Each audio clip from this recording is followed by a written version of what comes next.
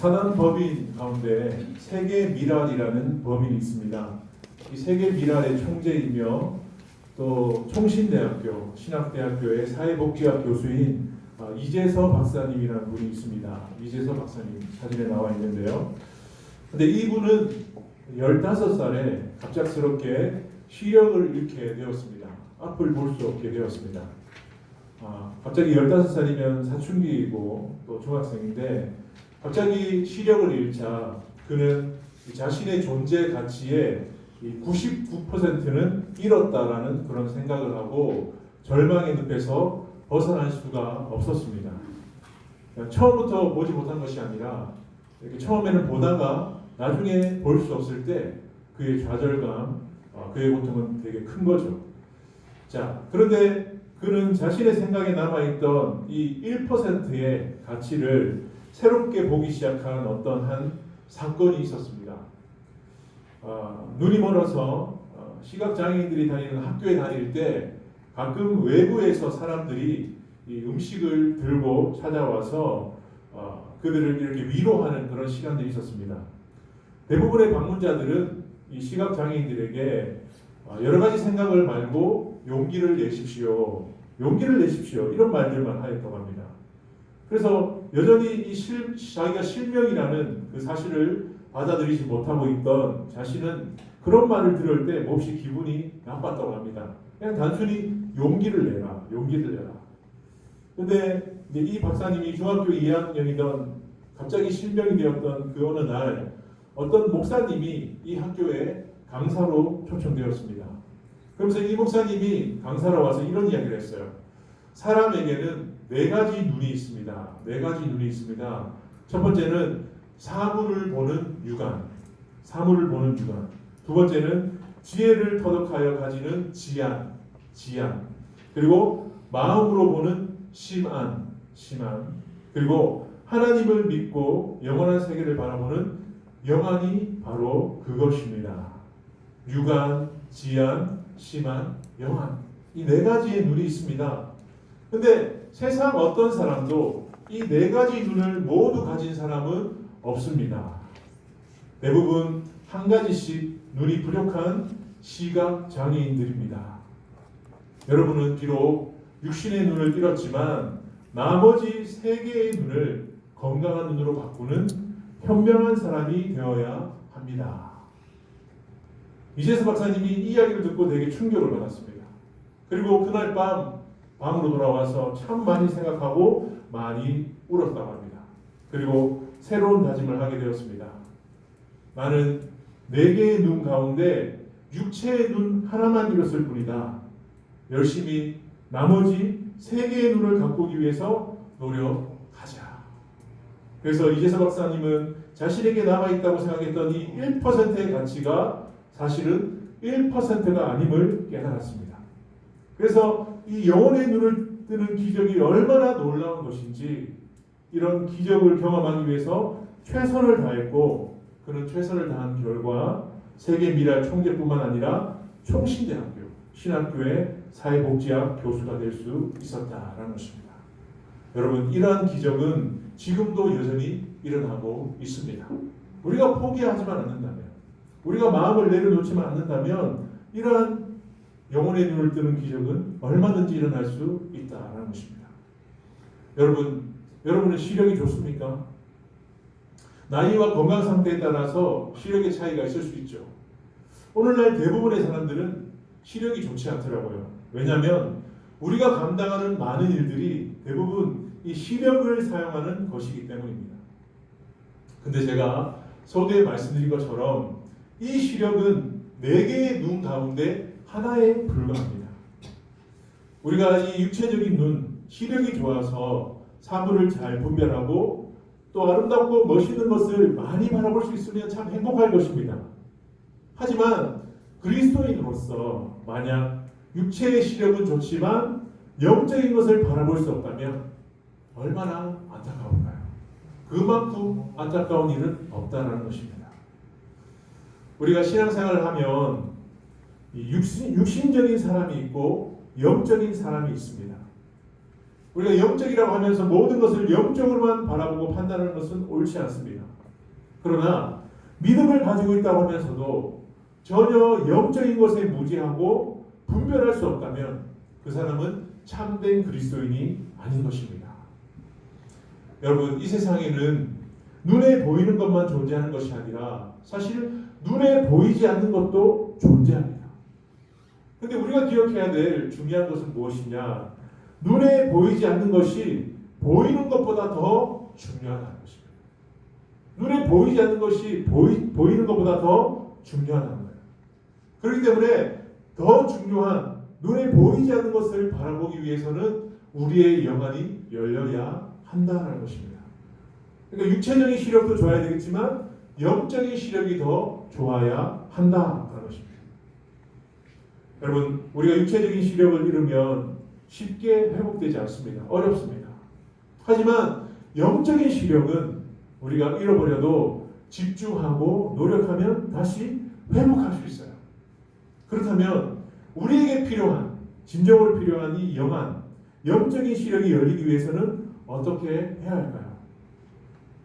자, 오늘 우리가 읽었던 이 요한복음 9장 1절과 12절에 보면 예수님께서 이 한 맹인, 시각장애인을 고쳐주신 기적을 소개하고 있습니다. 예수님은 오늘 이 맹인에게 다가가셔서 진흙으로 그의 눈에 바르시고 신라한 곳에 가서 씻으라고 명령하셨습니다.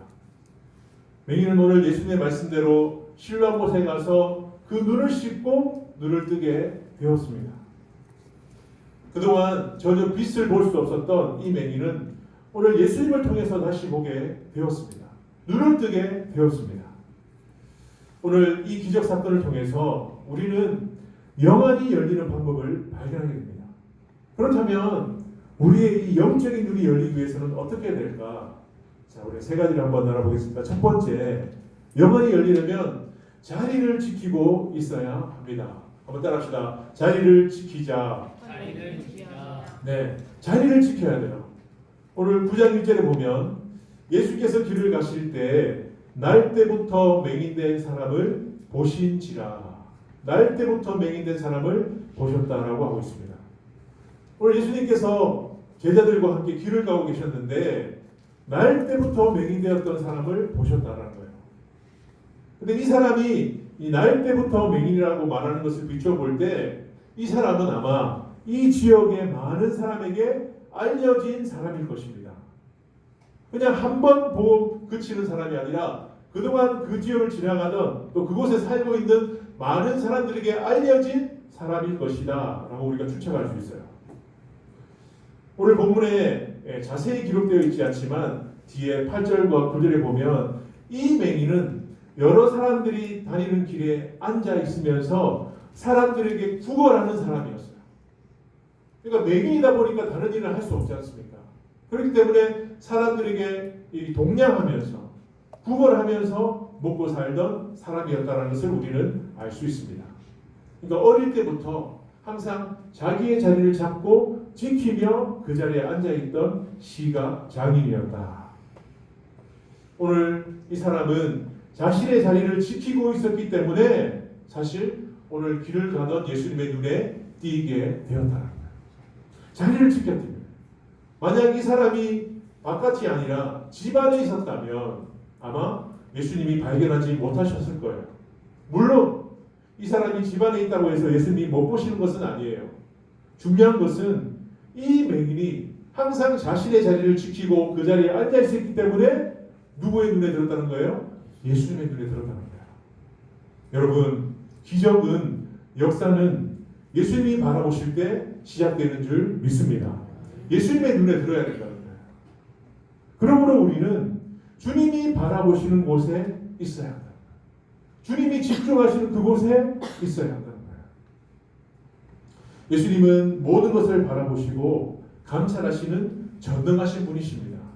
그러나 주님이 관심을 가지고 집중해서 바라보시는 곳이 있다는 거예요. 예수님께서는 사실 온 세상을 바라보시고 모든 사람을 바라보시지만 특히 관심을 가지고 집중해서 바라보시는 곳이 있다는 것입니다. 여러분, 그곳이 어딜까요? 그곳은 바로 하나님을 예배하는 곳이 아닐까요? 그것은 바로 주님께 기도하는 곳이 아닐까요? 그곳은 하나님의 말씀을 묵상하는 곳이 아닐까요? 그곳은 복음을 전하는 전도 현장이 아닐까요? 이러한 자리자리에 주님의 긍휼이 임하는 것입니다. 여러분 스스로에게 한번 질문해 보십시오. 나는 예수님이 관심을 가지고 집중하시는 곳에 자리를 지키고 있는가? 예배의 자리, 기도, 묵상의 자리, 그리고 전도의 자리, 이러한 자리를 우리가 지키고 앉아 있을 때 우리는 주님의 긍휼하심을 입을 수 있다는 것입니다. 오늘 길에 있던 이 맹인을 사실 예수님만 바라본 것이 아닙니다. 누구도 봤을까요? 제자들도 봤습니다. 다른 사람들도 봤을 것입니다. 그러나 바라봄에는 차이가 있다는 것입니다. 오늘 제자들은 이 날 때부터 맹인된 사람을 보면서 그가 맹인된 이유에 대해서 관심을 가졌어요. 2절에 보니까 예수님, 이 사람이 맹인된 이유가 누구의 죄 때문입니까? 자신의 죄 때문입니까? 아니면 부모의 죄 때문입니까? 그러니까 그가 맹인된 이유에 대해서만 관심을 가지고 있었어요. 그러나 예수님은 죄 때문이 아니라 하나님이 하시는 일을 보여주기 위해서 그가 맹인이 되었다라고 말씀하셨어요. 이것은 무엇을 말씀하는 것입니까? 연약하고 비참한 인간을 호기심의 대상으로 바라본 것이 아니라 구원받아야 할 대상, 치유받아야 할 영혼으로 바라보신 것입니다.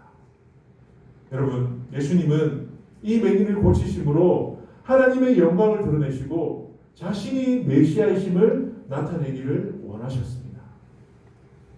여러분, 주님이 일단 우리를 바라봐 주시면 우리 인생의 문제가 해결될 줄 믿습니다. 그분이 집중하여 보시면 곧 기적과 놀라운 일이 일어난다는 것입니다. 그러니까 주님이 긍휼히 여기시면 가장 비참한 인생이랄지라도 하나님의 영광이 드러나는 도구가 될 수 있다는 것입니다. 그러므로 중요한 것은 우리가 영적인 눈이 열리기 위해서는 주님의 긍휼하심을 받을 수 있는, 주님의 기적을 경험할 수 있는 자리로 우리가 나아가야 한다는 것입니다.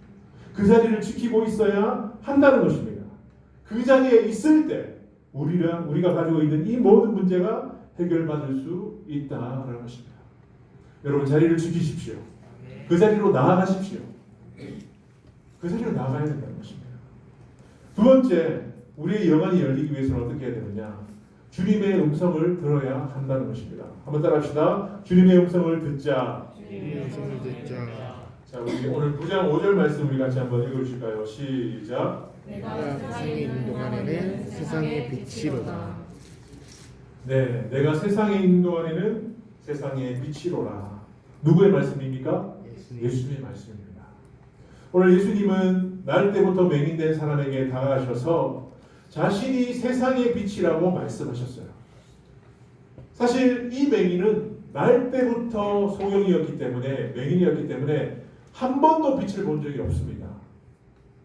그는 앞을 볼 수는 없었지만 뭐는 열려 있었을까요? 귀는 열려 있었어요. 그러니까 한 번도 본 적이 없는 빛에 대해서 예수님이 스스로 빛이라고 하시는 말씀을 들은 것입니다. 그러니까 그 마음에 어떤 마음이 생겼을까요? 과연 빛이 무엇일까? 이런 소원이 생겼지 않겠습니까? 그래서 이 말씀을 예수님은 하시고 땅에 침을 뱉어서 진흙으로 만들어서 그의 눈에 직접 발라주시고는 신뢰한 곳에 가서 씻으라고 말씀하셨습니다. 여러분, 오늘 말씀을 읽으면서 궁금하지 않습니까? 왜 예수님은 그냥 고쳐줄 수도 있는데 굳이 침으로 또 진흙을 만들어서 이 사람의 눈에 발라주시고 씻으라고 하셨을까요?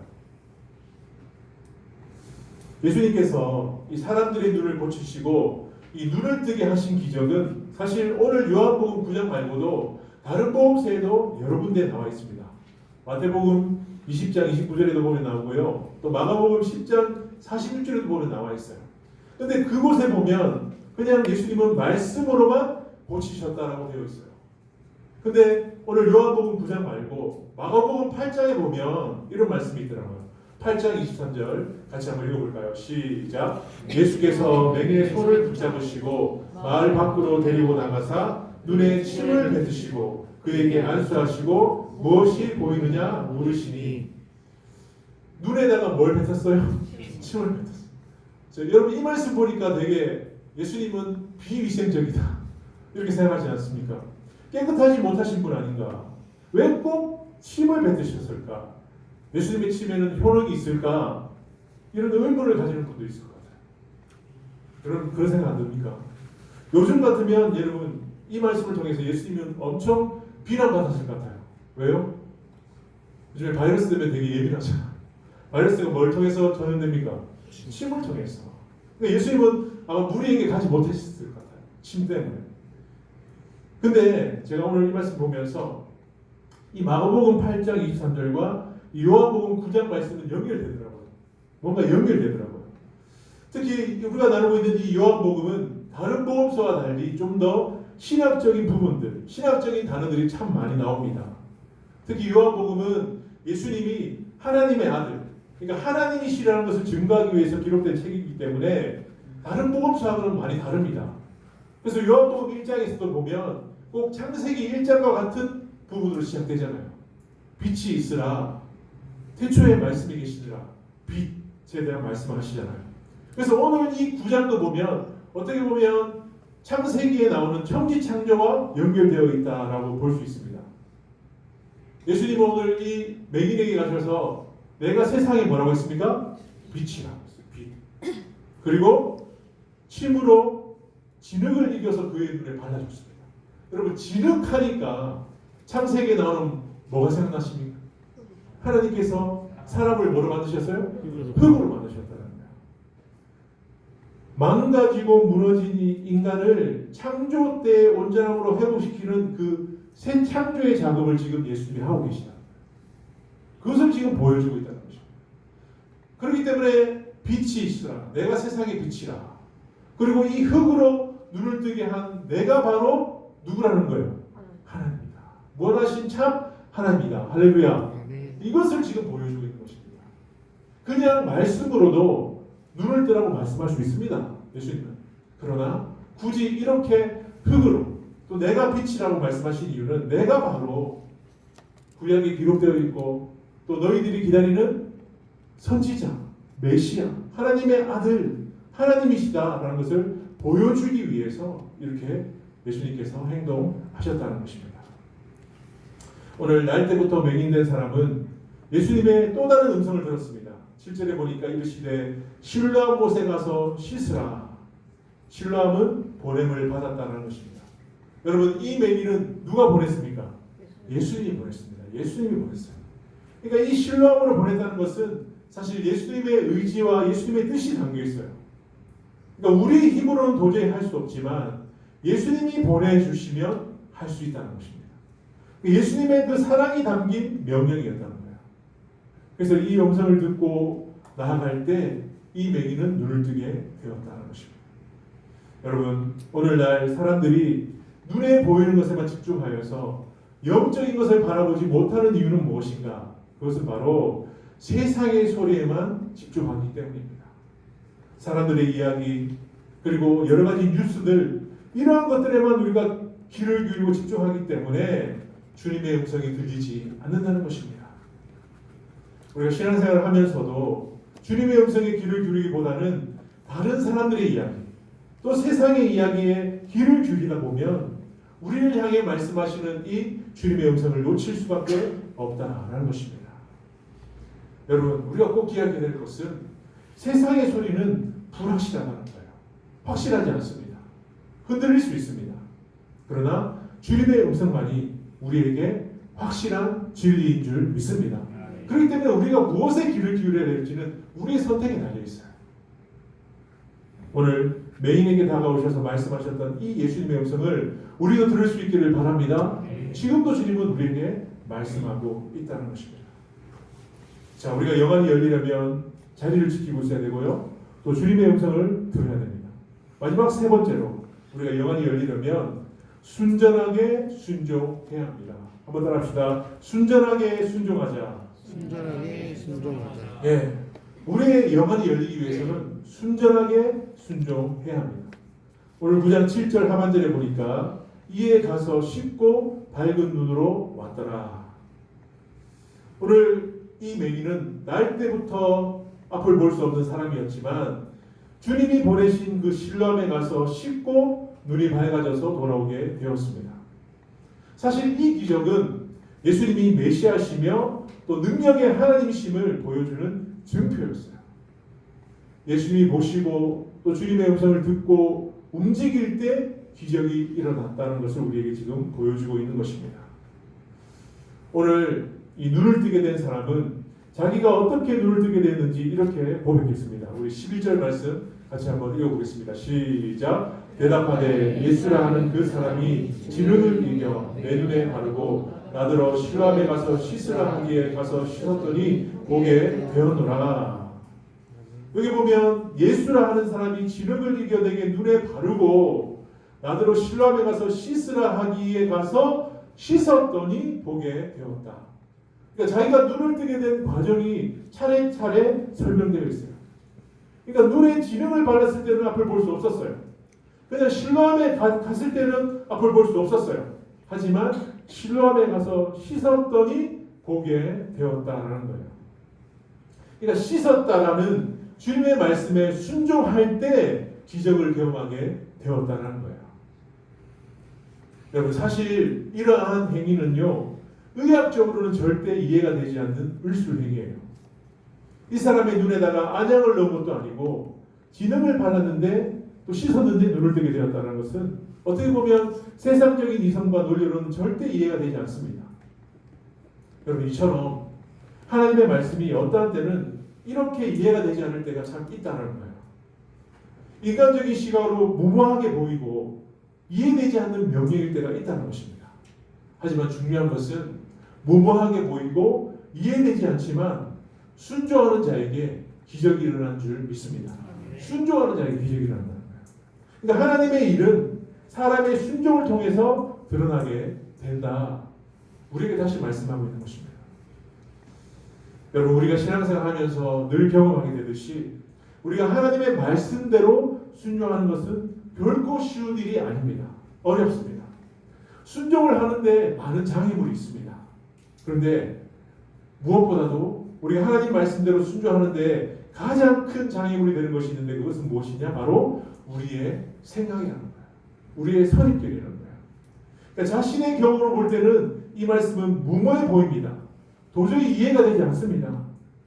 그런데 자신의 경험, 이 생각에 갇혀서 무모하다고 전혀 움직이지 않는 사람에게는 어떠한 일도 일어나지 않는다는 거예요. 어떠한 역사도 일어나지 않는다는 거예요. 하지만 이것이 무모하고 이해되지 않는다 하더라도 성경에 기록되어 있는 말씀이기 때문에 내가 순종하고 움직일 때 그 사람에게는 놀라운 일이 일어날 줄 믿습니다. 네.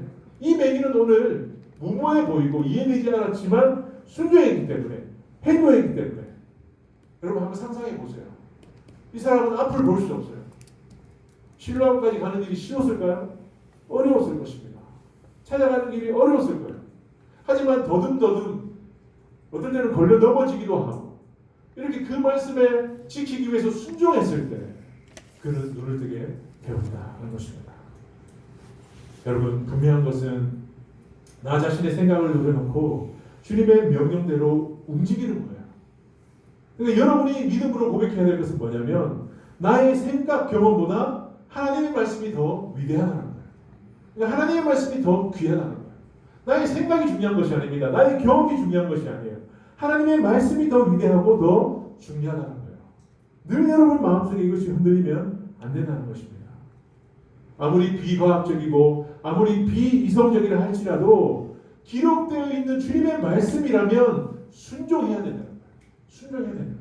그런 자에게 하나님께서는 역사를 일으켜 주시다는 것입니다. 여러분 순전하다는 뜻이 무엇일까요? 순전하다. 그것은 바로 순수하고 완전하다는 뜻이에요. 그러니까 꾸밈이 없다는 거예요. 꾸밈이 없이 순수한 마음으로 하나님의 말씀을 향하는 그 마음을 의미하는 단어입니다. 그러니까 이러한 마음으로 우리가 말씀을 대하고 순종할 때 하나님의 역사를 경험할 수 있다는 것입니다. 그럼 말씀을 마무리하겠습니다. 영안이 열린다는 것이 뭘까요? 그것은 영적인 것을 바라본다는 거예요. 그러니까 영적인 것을 선택하고 따라가는 삶입니다. 그러니까 진정한 예수님의 제자가 되는 것을 의미합니다. 저는 목회자로서 이 공동체를 이끌면서 함께하는 여러분이 이런 영안이 열리는 사람들이 될 수 있기를 바랍니다. 그러니까 주일에 나와서 교회 출석하고 예배 드리는 것도 참 중요합니다. 하지만 더 중요한 것은 예배 마치고 나서 세상에 나가서 살아가는 우리의 삶의 모습이에요. 교회에 나와서는 예배 드리지만 세상에 돌아가서는 자기 마음대로 살아가는 것, 그것은 그리스도인이 아니라 종교인에 불과합니다. 여러분이 아무리 교회에 오래 출석했다고 하는 것이 중요한 것이 아니라 지금 신앙생활을 시작했다 하더라도 내가 정말 주님을 바라보고 또 주의 말씀에 순종하기 위해서 최선을 다하는 것, 그런 사람에게 하나님은 바라보시면서 함께 하시고 그들에게 주님의 일을 맡기신다는 것입니다. 여러분, 여러분의 자리를 한번 돌아보십시오. 나의 자리는 기도하는 자리인가? 말씀을 묵상하는 자리인가? 예배를 드리는 자리인가? 전도를 하고 있는 자리인가? 그런 자리들을 우리가 늘 지켜야 됩니다. 그럴 때 주님께서 우리에게 말씀하십니다. 그런데 그 말씀을 듣고 순종하며 나아가는 그런 삶, 이것이 마지막 시대를 살아가는 그리스도의 삶의 모습입니다. 여러분, 맹인이 맹인을 인도하면 둘 다 구덩이에 빠질 수밖에 없습니다. 하지만 우리는 영안이 열려야 세상의 맹인들을 주님께로 인도할 수 있습니다. 그래서 이 자리에 나와 있는 우리 모두는 영적인 눈이 열려서 이 땅의 앞을 볼 수 없는 영적인 맹인들을 주님께로 인도하는데 아름답게 쓰임받는 저와 여러분 될 수 있기를 축복합니다. 제가 서론에서 말씀드렸던 이 이재서 박사님, 비록 그가 육신의 눈은 잃어버렸지만 세 가지 가운데 특별히 영적인 눈, 이것을 회복함으로 말미암아 그는, 여러분, 제가 기사를 살피면서 한 가지 발견했는데요. 작년에 이 총신대학교가 힘들어서 총장을 새로 선출할 때 이 이재서 박사님이 총장이 되었다. 놀랍지 않습니까? 시각장애인이 총장이 된 거예요. 그래서 지금 총신대 총장은 이 이재서 박사님이에요. 육신의 눈을 가지고 있다고 해도 여러분 총장의 일을 감당하기 어려운데 시각을 잃은 이 사람이 영적인 눈이 열려서 이 놀라운 일을 감당한다는 것은 보통 일이 아닌 거야. 하나님의 기적인 줄 믿습니다. 이 사람뿐만 아니에요. 우리도 마찬가지입니다. 우리의 영안이 열리면 하나님께서 이 박사님과 같이 이 시대, 이 마지막 시대에 정말 영적으로 정말 앞을 볼 수 없는 사람들을 주님께로 인도하는데 귀하게 사용하고 또 귀하게 쓰임받는 사람으로 우리를 쓰실 줄 믿습니다. 그래서 주님 앞에 이 마지막 시대에 아름답게 쓰임받는 또 영향력 있는 저와 여러분 될 수 있기를 주님의 이름으로 축복합니다.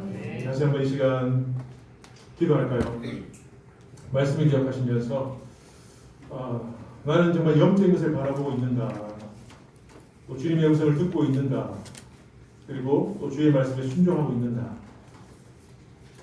무엇보다 정말 오늘날 우리가 지금 코로나 바이러스로 인해서 많은 이들이 이렇게 함께 예배할 수 없습니다. 그래서 어떻게 보면 신앙이 정말 많이 영성이 죽어 있을 수도 있습니다. 특별히 새가족들이 참 많이 힘들 것 같습니다. 그렇지만 우리가 어디 있든지 항상 우리가 기도와 말씀의 자리, 또 예배 자리를 지키고 또 주님의 음성에 순종함으로 말미암아 이 마지막 시대 정말 영적인 것을 바라보고 또 주님만을 바라보는 정말 하나님 앞에 온전히 쓰임받는 그런 인생이 될 수 있도록 하나님 우리를 사용하여 주시고 또 은혜 베풀어 주시옵소서라고 다시 한번 협심해서 함께 기도하도록 하겠습니다. 기도하겠습니다. 하나님,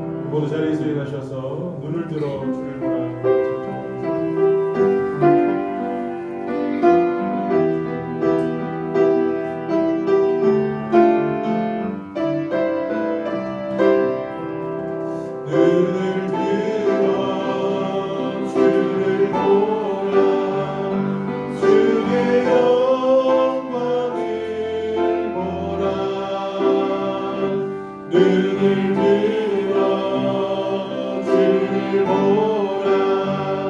주의 영광을 보라. 주는 이 거룩하신 이 능력에 주의 영광 나타나셨네. 선포하라 선하신 주. 주의 인자는 영원하리라. 선포하라 선하신 주. 주의 인자는 영원하리. 선포하라 선포하라 선하신 주. 주의 인자는 영원하리라. 선포하라 선하신 주. 주의 인자는 영원하리라. 주 예수 그리스도의 은혜와 하나님의 사랑과 성령의 교통하심이 육신의 중요한 것들보다도 영적인 더 중요한 것들을 바라보며 오직 주님만을 바라보며 이 어두운 시대 가운데 온전히 정말 주님 알지 못하는 영혼들을 주님께로 인도하기 위해 최선을 다하기로 결단하는 축복의 성도들 가운데 지금부터 영원히 함께 하시기를 예수님의 이름으로 간절히 축원하옵나이다.